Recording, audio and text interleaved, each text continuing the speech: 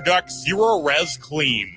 Call Zero Res right now, 952-ZERO-RES, or go online to ZeroResMinnesota.com and say you want the AM 950 special. Spell it forward or backward, it's the same. Zero Res. Refresh, restore, and protect your investment. Call Zero Res to clean your business the right way so your floors and surfaces stay cleaner longer without the harmful chemicals the other guys use. Hey, Twin Cities, it's Latunji from Latunji's Palette. We're celebrating 5 years in business. Latunji's Palette. It's a place for gourmet pastries, sandwiches, drinks, and so much more. Come on over and visit us at 1400 Park Avenue South. Feel the connection of food and community. Also, we want you to look for our famous peach cobbler and other gourmet goodies at Eastside Food Co-op, Hy-Vee, Lunds and Barley's, North Market, and more. Learn more at latunjispalette.com, where we're built with purpose, fortified with love. With your AM 950 weather, I'm Brett Johnson. Look for rain tonight with a low around 46. Friday, more rain with a high near 49. And Saturday, partly cloudy with a high around 52. Cafe Latte is a hot spot for American eats and house-made desserts in a cafeteria-style setup, plus a pizza and wine bar. Cafe Latte believes ingredients matter, so that's why they never use artificial flavors, colors, or preservatives. Dine in at the restaurant off Victoria and Grand in St. Paul, or place a takeout order at cafelatte.com. Portions of the following program may be pre-recorded. The views expressed and the opinions given by the individual host, guest, random reptoid, or chupacabra may not necessarily reflect those of AM 950 Radio, its affiliates, or its sponsors. Now, it's time to step into the unknown.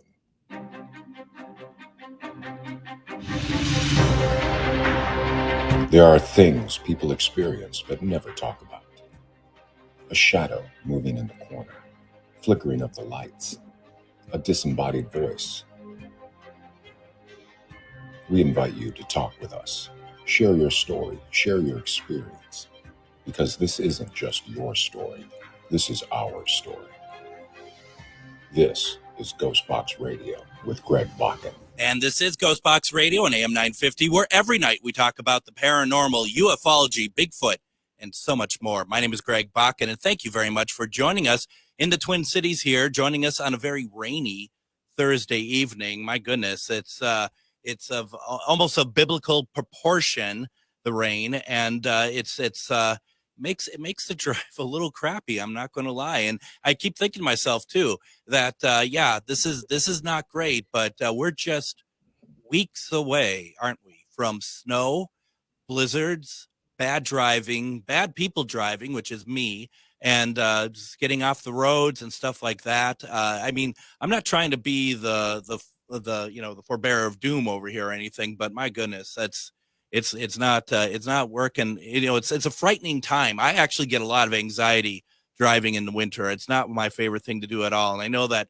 that's probably the case for most of you out there, but there are some, aren't there, that they thrive on it. They're fine with it. They're able to drive just fine when it's snow all over the place. I am the exact opposite. I mean, I might as well, if I get into a car when it's like blizzard out, I might as well just take a sledgehammer and smash your car, because that's where we're headed. And that's something that I cannot handle it at all. Hopefully I'm moving my operations to my house here so I can don't have to come in on such inclement nights of weather, but we'll see what happens, right? It's funny because I'm complaining about that, but my guest tonight is from a very opposite area of that sort of climate, and I'm very jealous of her at the moment.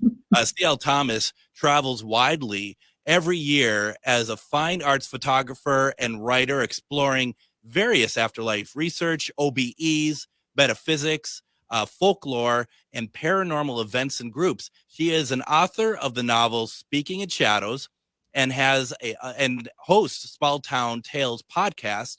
She has written many articles and maintains a blog on legends, folklore, magic, and paranormal stories. Currently, she resides in Las Vegas, Nevada. You know what I mean, folks, with her beloved golden retriever and Maine Coon cat, C.L. Thomas. Welcome to Ghostbox Radio. Greg, thank you for having me. Oh, my goodness. Honored. My pleasure. And, first of all, there's so many things I want to talk to you about that has nothing to do with paranormal. First of all, that big globe, that sphere that's in Las Vegas. What is that about? Oh, my gosh. I am totally obsessed with that thing. I am So too. for the longest time, they put it up. It started going probably in July, and it was just stagnant graphics on it. They weren't that great. But then as it progressed, it was better graphics. They had this big eyeball kind of overlooking the strip and all kinds of neat things. Well, now it moves. I It swear, Greg, I almost wrecked my car when I saw the little thing moving. I thought the same thing when I saw it's like how many people are going to die because of this thing. And the truth is, I mean, because and I see it has like it when it's like the globe is yellow and has a little face on it, it's sleeping, and then it wakes up. And then I saw pictures of the U2 concert that's happening inside there, Mhm. which makes everything look infinite. And I'm already kind of like, it's like I don't have vertigo, but I started to get it when I was looking at it. I mean, but at the same time, I can't take my eyes off of it. I don't know. That's pretty cool. I love it. It's definitely it's the best thing going on Vegas right now, I have to admit. I just everybody's talking about it, and just the fact that you 2 have moved in as residents is something too. That's So, crazy. they, That is crazy. Yeah. just a few days ago, they had an impromptu concert down on Fremont Street. They just decided to join up and had an outdoor concert down there for the people in Fremont, all the Wow. drunk people. For the drunk people. Well, you know what? I mean, they're drunk probably anyway themselves. I remember hearing the story when they did some voiceover for an episode of The Simpsons that they brought their own bar with them. This like Yeah. little, so I mean, and nothing wrong with it. I mean, I enjoy a drink now and again. So I'm not saying that that's wrong. I'm just saying that I guess I'm saying I wish I was you too. I don't know. I don't know. There's no bar here. I know that much right now. The other thing too is that you have a Maine Coon, which Yes. are beautiful. I used to think I had a Maine Coon. It's silly to say that way, because it turns out that I thought I had two Maine Coons in my life. One named Dave, the other is my current cat Linus, but they turned out to be ragdolls. So they're not Maine Coons, I guess. Loki is definitely a Maine Coon. He's my dog actually adopted this cat, brought it in as a little kitten. She was carrying it around the yard for probably a few days before I realized this cat was in trouble, and took it in, did the bottle feed thing for the first few days of its life, and yeah, he's a sweet cat. There's just nothing like a Maine Coon. It's a No, first. no, they're huge, they're lovable, and I'd say the same for ragdolls, and I think that's why I got confused. Except ragdolls don't look like Maine Coons tend to look like lions, don't they? Yeah. Yeah, Yeah. and like Linus doesn't look like a lion. He just wants to hurt me, and that. But we'll talk about that some other time. Before we get into it, Ernie Pack had said regarding my plight, move to Kentucky. We get very little of that crap, but if I move to Kentucky, Ernie, I replace one crap with other crap, if you get my drift. That crap, of course, being Ernie himself. So we got that out of the way. We got the pleasantries out of the way. Now, you have a lot of stuff going on. You have a lot of good things happening paranormal wise. But the one thing that we wanted to talk about, at least to start with, is your new book that is not actually published yet, right? Dancing with Demons. Yeah, it's something I'm having a hard time with an upload, and then I was waiting on a forward from Dave Schrader, but I have all the You'll be pieces. waiting forever for that. No, I'm just kidding. I don't. Dave's a great guy. He's very charismatic. I got the piece this morning. It's great, and now I'm just I'm working with a graphic designer to get it to fit into the confines for print. But it should be live by Sunday. That's fantastic. So when it's available, how do people get it then? So they'll be able to get it through my website. Those will be signed copies, but you can download it on Amazon. It'll be available on Barnes and Noble as well. How nice. How nice. So are they like print on demand then, or? Yes. Okay. Yes. Very cool. Very nice. So what's the book about? Dancing with Demons. It's very, it's kind of a complicated topic, to be honest with you. It's a little bit of my own biography. First of all, I've been seeing ghosts since I was like age 2. So there's a little bit of that in there, as well as a little bit of my family background and the things that happened.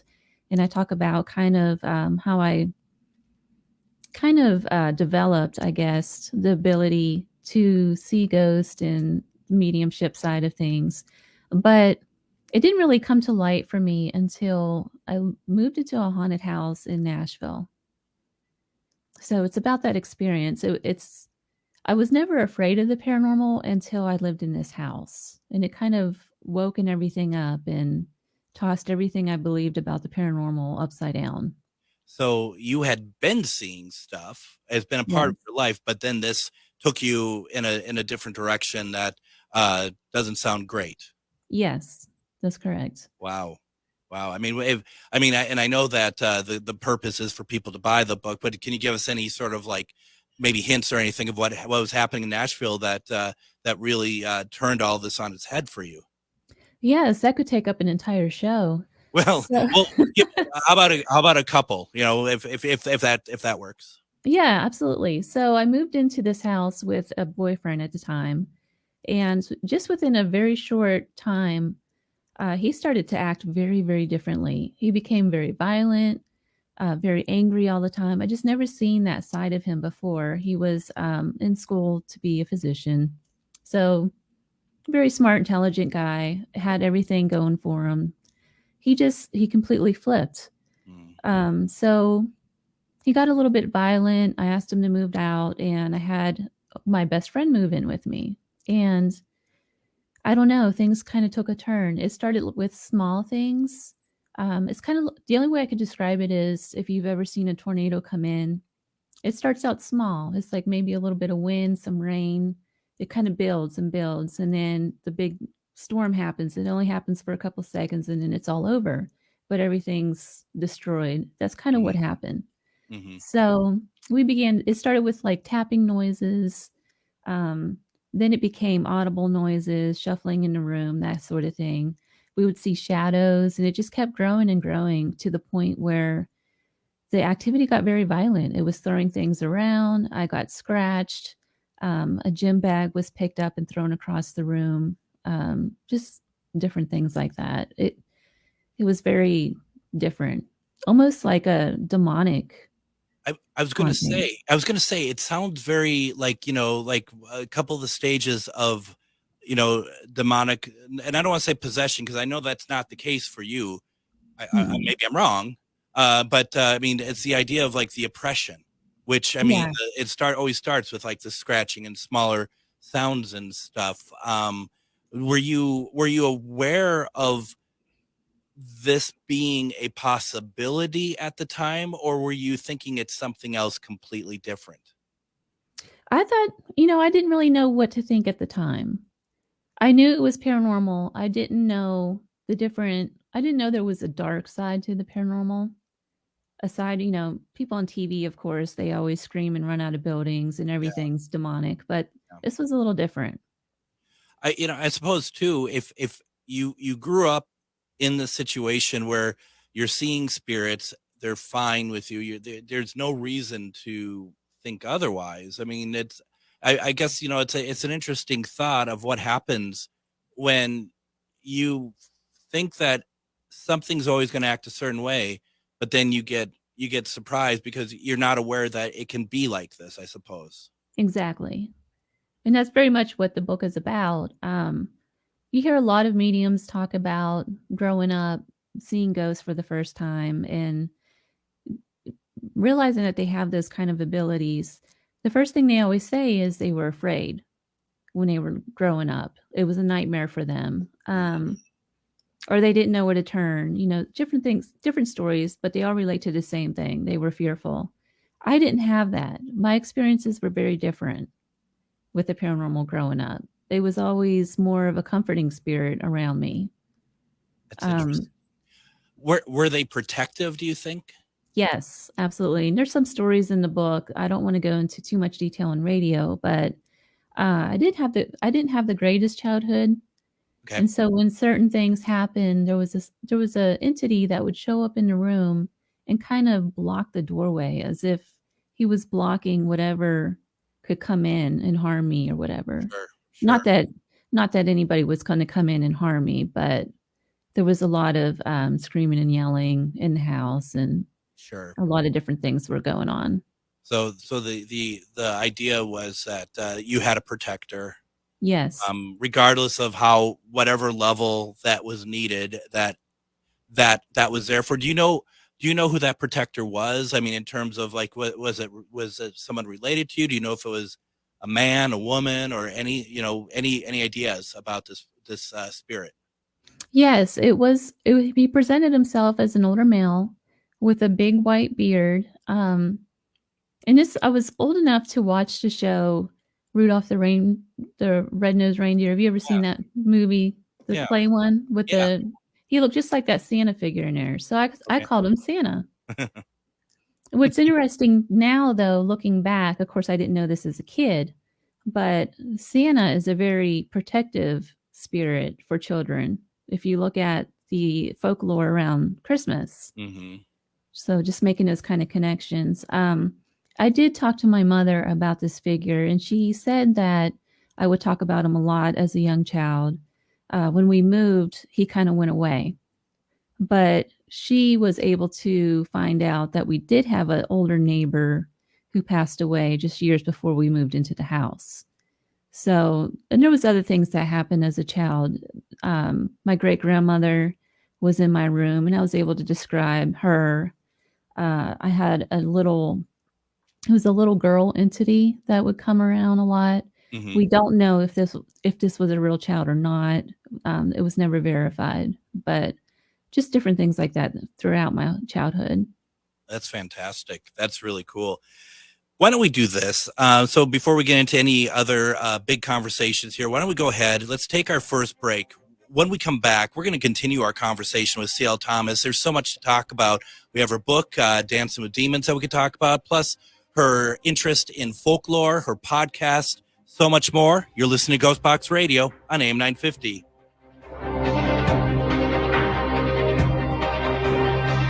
This Halloween, visit and investigate one of the most haunted houses in Minnesota, the Boyd House, located in Boyd, Minnesota, just 2 hours southwest of the Twin Cities. Other people who have investigated the house heard audible, disembodied voices, seen shadows and apparitions, and so much more. Book your overnight investigation at BoydHouse217.com. No need for a hotel. You could stay in the house if you dare. Dead of night and siren song, seasons change, shadows grow long. Creatures of the night come out to play, the veil is thinning day by day. Pumpkin spice and cinnamon sticks, baby mages and magic tricks. This, my dears, is the season of the witch. So move with caution if you dare, it smells like Samhain in the air. Whatever potions you may be brewing, Magus Books has supplies for your working. Visit us at 1848 Central Avenue Northeast in Minneapolis or at magusbooks.com. If you own a holistic or metaphysical business and are looking to expand, then you need to be listed on metamorphosisconnections.com. It's a network where you can grow with like-minded practitioners and reach new clients. Metamorphosisconnections.com is an online directory you need to list yourself and your business. Our platform makes it easy for you to create listings of your products and services, and you can also choose to list your classes, events, and so much more.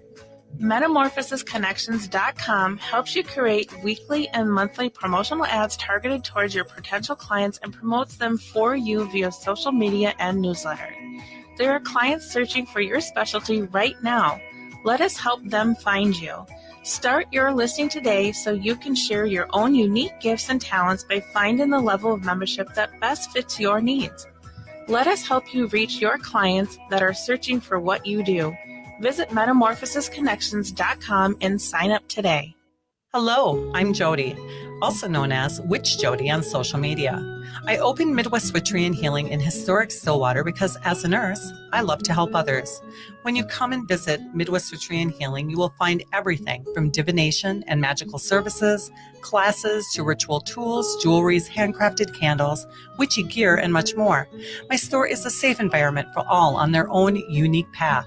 Look for the purple door. Find out more at MidwestWitcheryHealing.com. And I hope to see some of you out in Bayport, Minnesota this Saturday at the American Legion 491.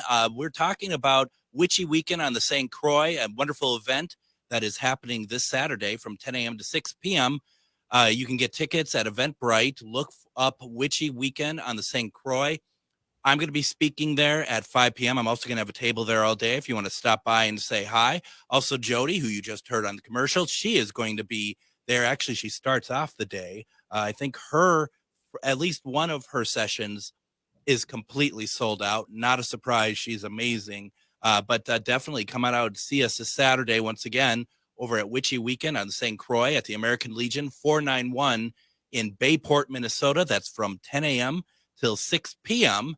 But I have with me right now, I have C.L. Thomas. She's the author of the upcoming book, Dancing with Demons, A Paranormal Encounter. The book should be available this weekend. C.L. Thomas, once you have the book ready to go, can you please let me know, and I'll put it out on my social media platforms as well, just so that people who are interested are able to do so. But is there a way that you like them to follow you on social media? There is. I'm very active on Instagram and sometimes on Facebook, not all the time. Sure. Mainly on Instagram, though. If they want to find me, I have the code somewhere on the screen. You can scan it or just look for author_CL_Thomas. And Okay. It should come up.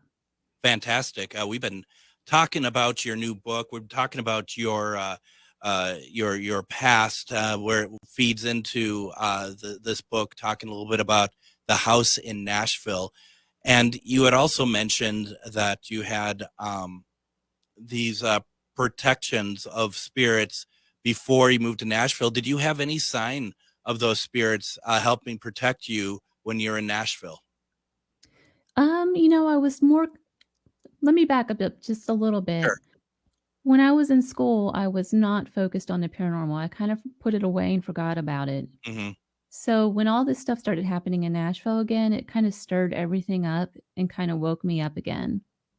Does that make sense? So I wasn't really paying attention to any spirits around me at all.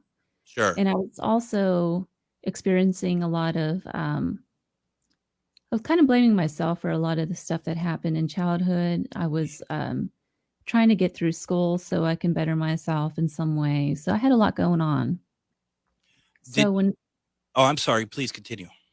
When stuff started going on in Nashville, the intensity of it and just the things that happened, it kind of captured me in a obsession kind of way almost. So it drew me in like that, but the paranormal was so different, to getting scratched and being scared all the time. It got to the point where I couldn't even sleep with the lights out at all. So it's just different. Did you talk about obsession? You've talked about oppression. You are, and I know that Father Kenneth Torres, demonologist. To this day, and I think you answered the first segment. I apologize. I'm going to ask again. Do you think that situation was demons? I think so. But on the flip side of it, I want people to understand too that you have a choice to pay attention to this stuff and to draw it in. So, and that's why I wrote the book. It's more about taking your power back and to realizing that you do have a choice in life if you're going to pay attention and be dominated by a spirit. And that's just it. I guess the thing that is kind of frightening for me when I see so many of the programs out there now, and I don't know if you watch any of them or not. I really don't, but I still feel like every time I tune in that they're all talking about it, and they put an unrealistic light to it, and it frightens me because I don't think people really understand the power that can happen in situations like yours, for example. Right. I think too, like you said, the TV shows in Hollywood are kind of dictating how the paranormal is looked at and kind of steering the direction of the paranormal pulp culture. And one of those things in Hollywood that everyone is looking for with demonic cases, well, first of all, they're saying that, every show is demonic, right? Yeah. in some of these shows. But now the culture is kind of turning because it's becoming dispopular to say that something is demonic. And so what they're saying is, well, I've been a demonologist and self-proclaimed demonologist, that is. I've done so many cases and I've only come across maybe one that could be demonic. You get this, it's so rare kind of thing. Yeah. But is it really? Or are we looking at it differently? Because in Hollywood, what we look for is head spinning, people spitting up nails, beds levitating. That's what we're looking at in Hollywood, right? Yep. And from these TV shows. Well, what about suicide? What about years of addiction? All of that can be a demonic force if you really look at it. If an enemy is going to attack you of any form or a negative entity, how are they going to attack you? They're going to go for your weakest point, right? Yep. And if your weakest point is alcohol or drugs of any kind or whatever else, I mean, it could help feed you. Right, exactly. Now, I want to make it clear, though, that I'm not saying that, addiction and everything could be all demonic. Right. That's not what I'm trying to say. Absolutely.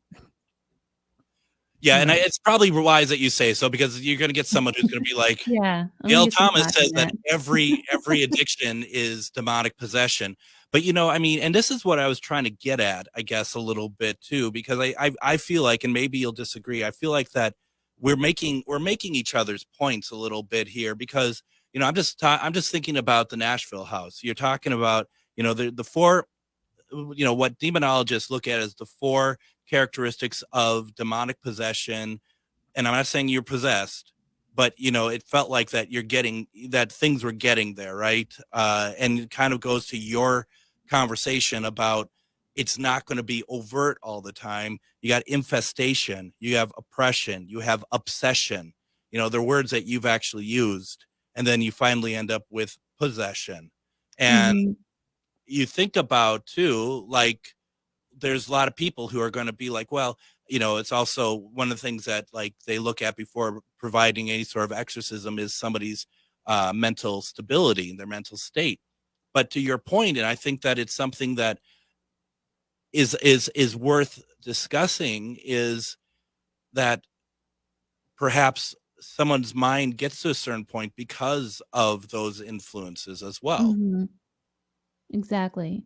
And I do have a case that I won't disclose the name or anything. It's a case I was on last year in California, and it was in a almond orchard. It's a beautiful house in the middle of an almond orchard, and this lady grew up in the land, and it's hers. But she built the house in the 70s, so the house isn't old or anything, and there's no traumatic stuff that actually happened on the land itself, other than Native Americans lived there at one time before it was farmland. But she was claiming that she was seeing shadow figures, and that the haunting was leading her husbands to be sick. When I was on the case, she was on her third husband. Her third husband was on hospice and dying, and she was blaming that on whatever paranormal entity was haunting her home. On top of that, she lost 3 children. And there's another thing, 3s were seen a lot around her. But, I talked to her a couple times, and finally, there's only so much you can do to help a person who is in this state. She was very depressed. She was in such a state that she really needed to get counseling. There was no way anybody from the outside could help her unless she decides to get that help, right? And I feel like it's the same with a lot of these cases. There's only so much a person can do, but you're going to have to decide, are you going to stand up and get the healing or get the counseling or remove yourself from the situation? I mean, that's so true. And, even at the very most basic level, you have to ask for the help when it comes, if you think that there is any sort of other entity involved, of whether demonic or whatever, you have to be the one to ask for the help. You can't expect a priest or a demonologist or whatever to just be like, oh, it looks like you need help, I want to help you. They have to take, at the very least, the first step to identify that they need help. Well, the other side of it too, from the paranormal investigator side, I feel like we're not doing a good job as investigators either in providing help to clients. What we're doing as in pulp culture is we're going in, we're gathering evidence, and then we're leaving that family. We're not going back. We're too concerned about making TV shows and our YouTube shows or whatever it is people want to do with that evidence. So that's the other side of it. I feel like that we're missing. It is. We're, I think that's a broad stroke, if I may, because I don't think everyone's that way. no, not everybody, But but I take your point. Your point does stand. But I mean, and that's the problem, and that's also the problem is that people are seeing us all as one, one kind of group. And yes, it does feel like, and I've said this before too, that when I look at my feed on Facebook, not that that's the scientific method of anything, but everybody on there is all all they want to do is they want to have, the events, and they want to meet, their cliques and the events, and want to be able to go to the places that everyone goes to for investigations and meet celebrities and stuff. And I don't see hardly anyone anymore talking about private investigations, private residential, or private any sort of thing. And I understand that doesn't mean it's not happening, that there are confidentialities, but you never even hear anyone even talking about them in broad strokes either. right. Yeah, And that's interesting. And maybe I'm talking in broad strokes about that, and maybe it's happening all over the place. But all I ever see is people talking about, like, oh, we're going to get together at such and such a place and investigate. That they investigate all the time, and they're always looking for the darker places to investigate. Mhm. And that I see people posting like, oh, I got, there's a priest there, a spirit priest there that wants me to, and expletive them, and it's like, what on earth is that about? And it's so frustrating to hear that sort of thing, because that is not what this is about. And I will fight Right. anybody on that. You're exactly right. I feel like that's a big key thing that we're missing in the paranormal, though, is if you really want to help clients and help the field and help people, like, everyone says they want to help people and that's why they're in it, Mm-hmm. then, you would really benefit to look at these cases in a different light. And maybe, technology's good. Don't get me wrong. I love the tech side I've had shows all about tech. I love it. I'm always looking at that stuff. But are we so much engaged in collecting evidence and equipment now that we're kind of missing the spiritual aspects of the paranormal or the counseling aspects? There's just so much more to it that we're not getting to anymore. I think that is just spot on. And I am somebody who loves the tech side too. And over the past couple of years, I find that I'm taking them away. I mean, my show is called Ghostbox, so a spirit box is a big thing that I still feel very connected to. But you are absolutely right that lift your head up from the screen, right? See what's going on around you, and that biggest tool, and it's always funny when you say it, but you know what I'm going with. The biggest tool is ourselves, Right. for paranormal equipment, and I do get frustrated when people are like, I don't have a psychic bone in my body. And it's like everyone does. And some people seem to wear that as a badge of honor. Like, oh, I have no psychic abilities whatsoever. That's fine. You don't have to do anything you don't want to do with it. But, maybe think about trying it. You'd be surprised. Mm-hmm. Yeah, I feel like everybody has a little bit of ESP or a little bit of psychic ability. It might not be developed, but everybody is connected to the ether. So now, are you a medium at all? Do you carry these gifts with you? I do, but I don't like to profess that I am. It's a big step, isn't it?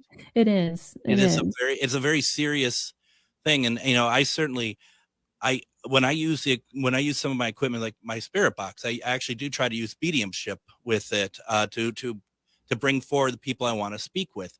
But if someone said to me, does that mean you're a medium? I'd go and hide under the desk and kind of shiver. It's just because, to your point, that's a big, heavy title that I don't feel, speaking for myself, I am at that stage to be able to be like, yep, that's me, but you're what you're saying though, is that you have some stuff going on.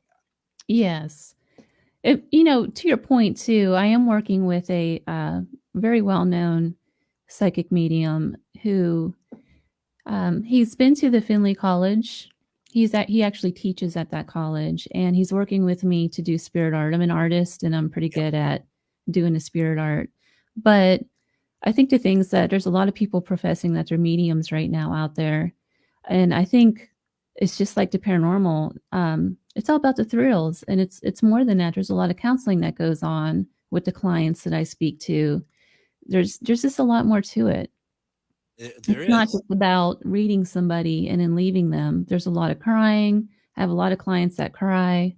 The people I do read for, just a lot more to it.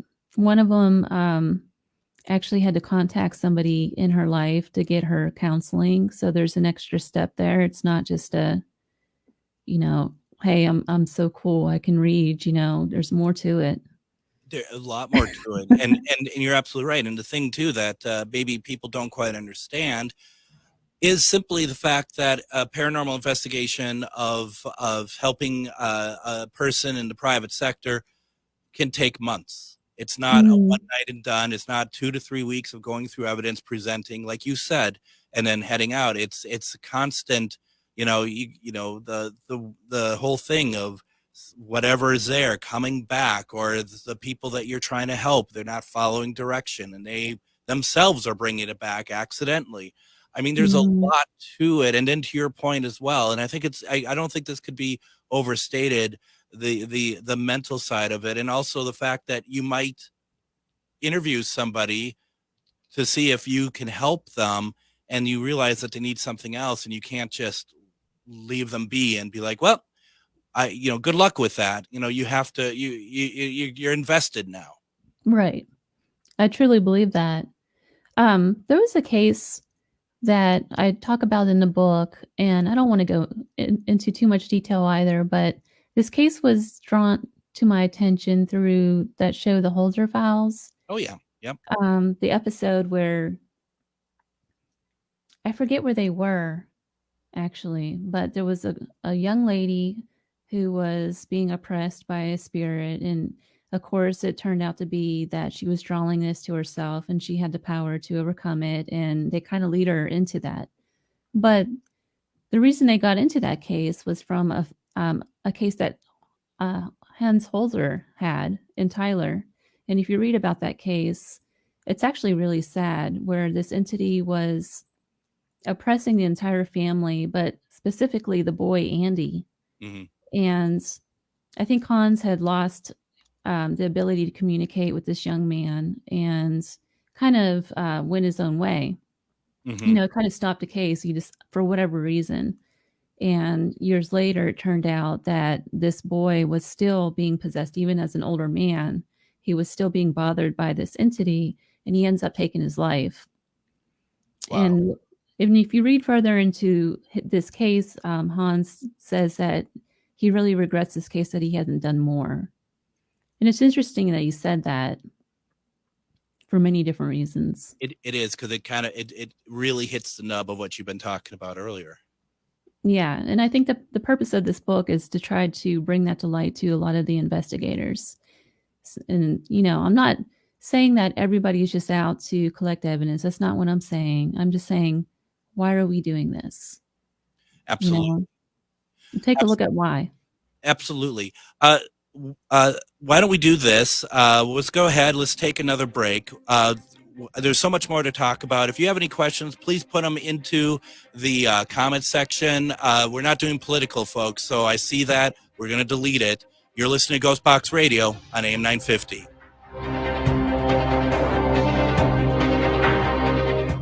Reach your highest level of consciousness and well-being with MetamorphosisConnections.com. MetamorphosisConnections.com is an online directory of the best holistic and metaphysical practitioners to help you make your most informed choices. You can search MetamorphosisConnections.com for classes, events, wellness and life coaches, plus metaphysical products and shops. You can also search for a wide array of healers from all modalities, including EFT, sound healing, energy healing, light therapy, ancestral healing, shamanic healing, reflexology, past life regressions, hypnotherapy, yoga, and more. And if you're not sure where to start, the search feature on metamorphosisconnections.com is tailored to help both those who know what they are looking for and those who are just starting. Come explore the possibilities for your higher self by visiting metamorphosisconnections.com. Their experienced practitioners can guide both beginners and those that are already on their spiritual journey. That's metamorphosisconnection.com, your link to direct you on your spiritual transformation. Hello, I'm Jody, also known as Witch Jody on social media. I opened Midwest Witchery and Healing in historic Stillwater because as a nurse, I love to help others. When you come and visit Midwest Witchery and Healing, you will find everything from divination and magical services, classes to ritual tools, jewelries, handcrafted candles, witchy gear, and much more. My store is a safe environment for all on their own unique path. Look for the purple door. Find out more at MidwestWitcheryHealing.com. This Halloween, visit and investigate one of the most haunted houses in Minnesota, the Boyd House, located in Boyd, Minnesota, just 2 hours southwest of the Twin Cities. Other people who have investigated the house heard audible, disembodied voices, seen shadows and apparitions, and so much more. Book your overnight investigation at BoydHouse217.com. No need for a hotel. You could stay in the house if you dare. With your AM 950 weather, I'm Brett Johnson. Look for rain tonight with a low around 46, Friday more rain with a high near 49, and Saturday partly cloudy with a high around 52. Cafe Latte is a hot spot for American eats and house-made desserts in a cafeteria-style setup plus a pizza and wine bar. Cafe Latte believes ingredients matter, so that's why they never use artificial flavors, colors, or preservatives. Dine in at the restaurant off Victoria and Grand in St. Paul or place a takeout order at cafelatte.com. And join me tomorrow on Ghostbox Radio with Greg Bach. And tomorrow is Friday the 13th. You know what that means? We're going to be talking about superstitions. No casual Friday tomorrow. We're talking superstitions.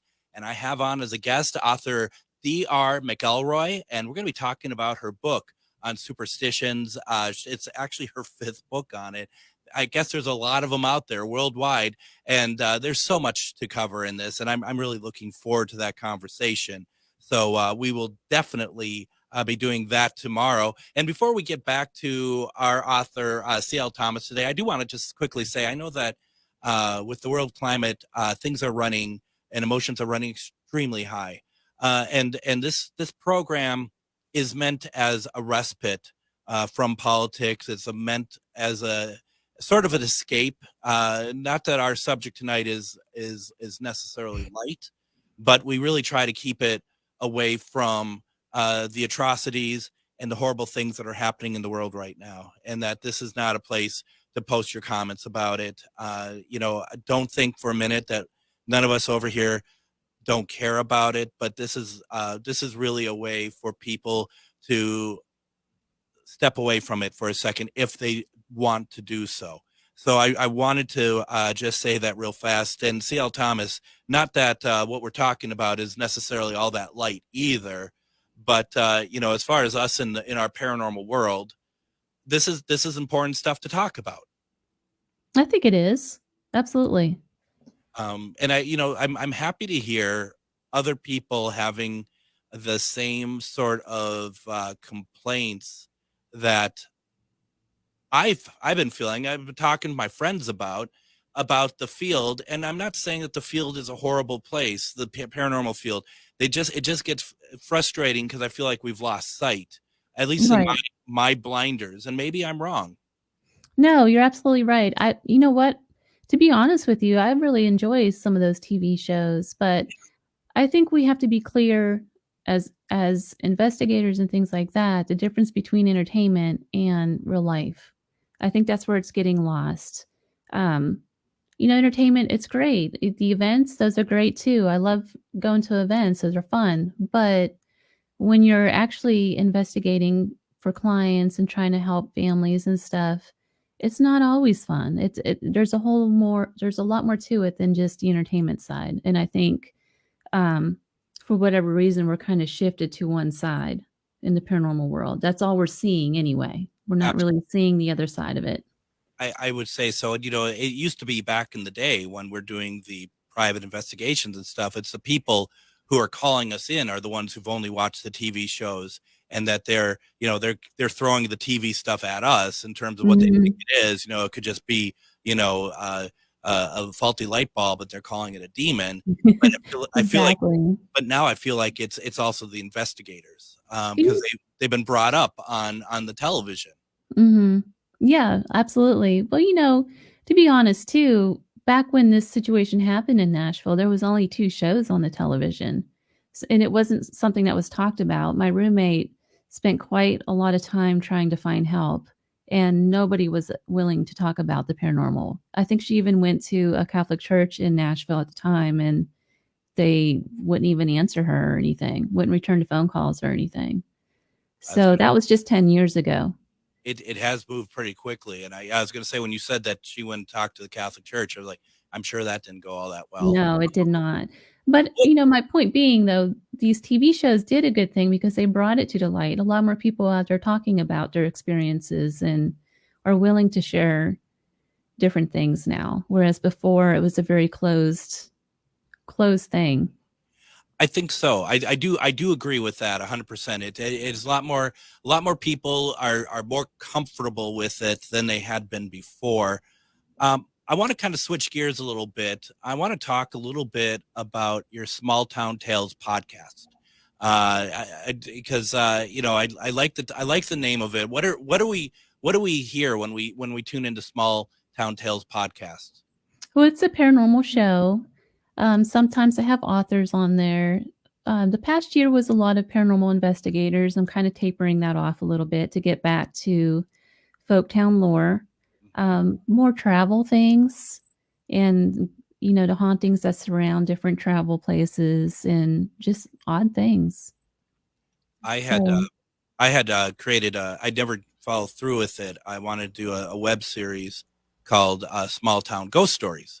Same sort of, I'm fascinated by that sort of realm, where what lurks in small towns. There's a lot. Exactly. And that we don't know about. And, being in Minnesota, there's a ton of small towns, rural towns. There's a lot of superstitious people as we're talking about that tomorrow. And I don't say that looking down on them. It's just a fact. And I'm a very superstitious person myself. So I just think that there is really, there's something really alluring about that podcast. How long have you been doing that? About 3 years. Not bad. It's hard to keep them going, isn't it? Sometimes it is. That's why it's only once a month, because I can't just keep up with it. It's tough, isn't it? It's tough. I mean, but it's also rewarding, especially as an artist, as a writer. I know you can identify with this. It's yours. Mm-hmm. This is yours. It's your brand. Everything about this is yours. Right. Yeah, I do love that. Because I love to create stuff. And you do you said spirit art. Mm-hmm. What exactly is that? So it's kind of like a reading, where you sit in front of a medium and the medium tells you a spirit that comes through and gives you a message, right? It's the same thing, only it's an artwork. So a person will come, I sit with them. I don't allow them to tell me any information. I don't want to know names, nothing. And I just sit with them quietly for maybe 15 minutes. And then I jot down everything I get from the spirit, whatever spirit comes through. Sometimes it's several, sometimes it's just one, and sometimes it's nothing. It just depends. And then I'm able to sketch what the person looks like, and just different objects will show up. The last one I did was for a friend of mine, and she asked me to do it for her. I usually don't do friends or people that are close to me, obviously, because I don't want to be guided in any way with it. But I told her I would do it, and I didn't know this about her. But a young man came through, and I was able to sketch him out. And what I saw was a bunch of like deer horns, and I saw a big oak tree. I saw just several things, and I put it all in there, and then I heard his name, and it looked like a sword or something, and then I heard warlock. And of course, I don't know what any of that means. I just kind of jotted down on the paper on the side of it, and I gave it to her, and she started crying, and she said it was a friend that committed suicide just a few years ago. I had no idea. And this guy was an avid hunter. He was a taxidermist, so that's why I was seeing all of the deer horns and all that kind of stuff. And he practiced magic. That's how she knew him. Was he considered himself a warlock? I guess that's a male witch. Yeah. But that's what I do. I'll sketch it out. I don't always necessarily have a message. But I always have like some details around it, even though I don't know what it means. Right. So that's the gist of it. And so you do that, you get message from spirit, you create art from that. Right. And yet you're not ready to call yourself a medium. I just don't like the terminal. I just don't like how it's used, I guess. Sure. I'm just curious. because I mean, you are getting you're getting some pretty big validations with it. And everyone does what they're comfortable with. I just was very curious about that. It's interesting because I used to do a lot of walkthroughs for different ghost hunting groups. Like I would go in and tell them what to expect and where to set up, that kind of thing. But I didn't feel like there was enough evidence for it. But now that I'm working in a way where I can get that evidence with different clients, it's just different. It's eye-opening. I bet it is. I bet it is. Do you have spirits that return to you that weren't necessarily connected to you, but they show up more than the case? Okay. Yes. For instance, Goldfield, that's in my backyard. It's not too far from Las Vegas. Oh yeah. Every time I go through there, I always end up having to stop for one reason or another. Last time I had a flat tire and I had to stop right in front of that Goldfield Hotel. Oh yeah. But anyway, long story short though, there's a woman there, a young girl whose spirit first time I saw her all the way across the cemetery, and I went over there, saw her name, and she's not even buried under the right name. There's like this whole story to her, and actually my next book is going to be about her. But she shows up again and again. Have you investigated inside the Goldfield? I have, yes. I've always wanted to. I've been on the outside of it. I've been in Goldfield. I've touched the building. I have pictures of myself in front of it, but I've always wanted to investigate in there and communicate.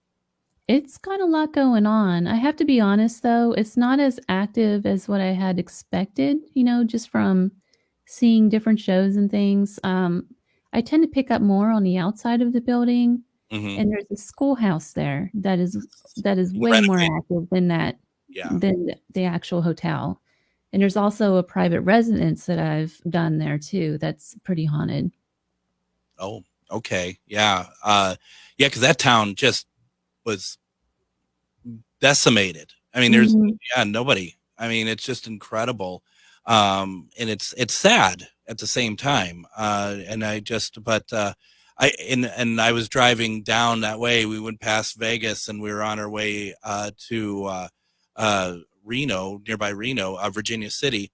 And I didn't even realize I was going to be running into Goldfield. I mean, it's amazing because you go Goldfield, and if you go further up, it's Mizpah and the Clown Hotel. Yeah. Mm-hmm. It's just like, well, this is quite and Area 51, basically. Yes. Yeah.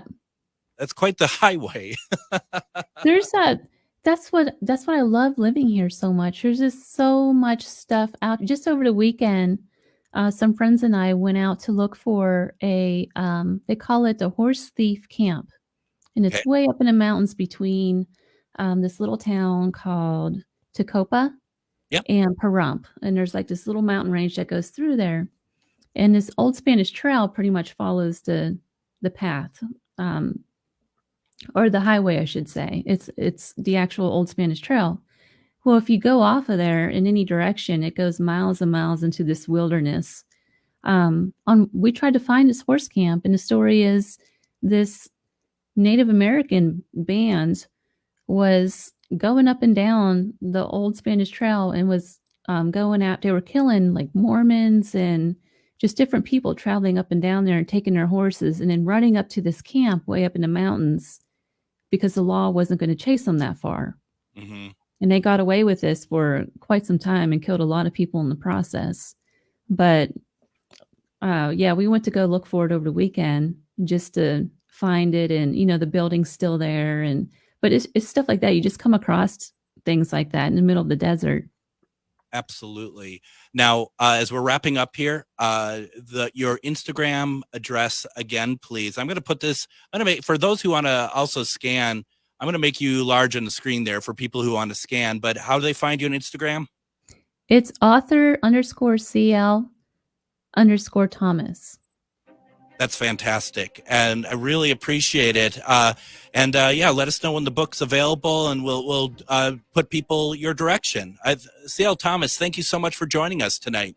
Greg, thank you so much for having me. I hope to have you on again. Thank you. Thank you very much. And then tomorrow we're talking superstitions. So join us as we have on DR McElroy. Have a great night, everyone. Take care.